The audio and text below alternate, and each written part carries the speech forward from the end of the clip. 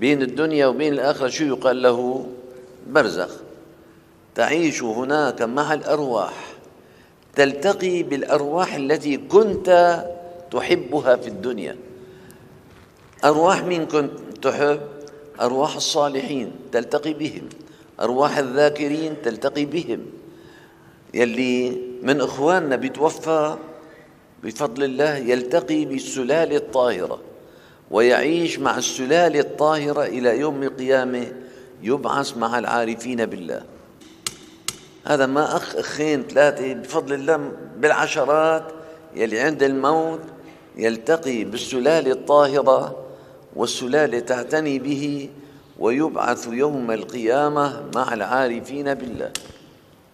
اللهم اجمعنا بهم يا أرحم الراحمين.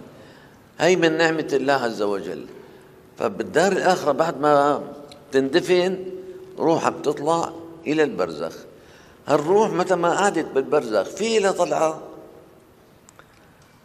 أرواح المؤمنين العامة يأذن الله لهم من عصر الخميس إلى صباح السبت تنزل إلى القبر تستقبل أهلها.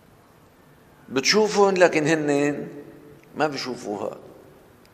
إن سلمت عليها بترد عليك، سلمت على أبوك بيرد عليك، سلمت على أمك بترد عليك، لكن أنت ما بتسمع.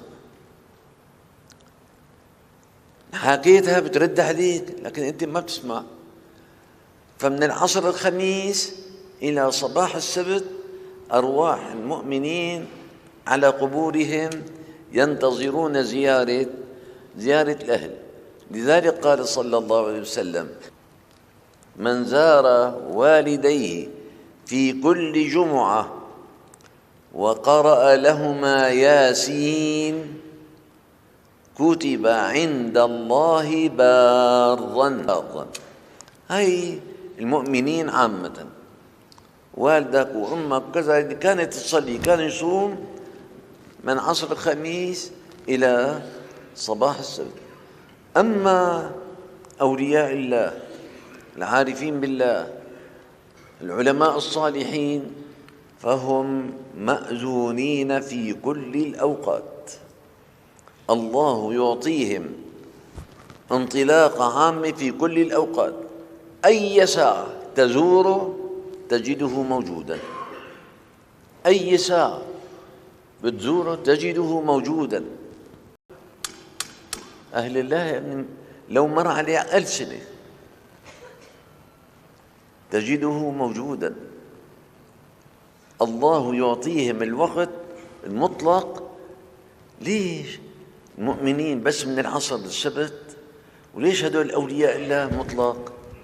لأنهم في الدنيا أطلقوا روحهم بحب الله فما علقوها بشيء غير الله، لذلك أخذوا انطلاقة ما دام الدهر. إمتى ما بدك بتزوره بتلاقي قدامه. الله يرضى عن أهل الله. إمتى ما بتزورهم؟ شيخنا هلا إمتى ما بتزوره؟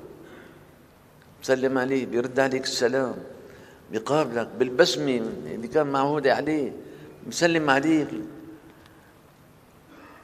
ما شفت؟ إذا ما شفت كحل عيونك يا ابني، كحل عيونك بذكر الله لحتى تشوفه. إذا تكحلت العيون أصبحت في حالة روحية ممكن تشوفه.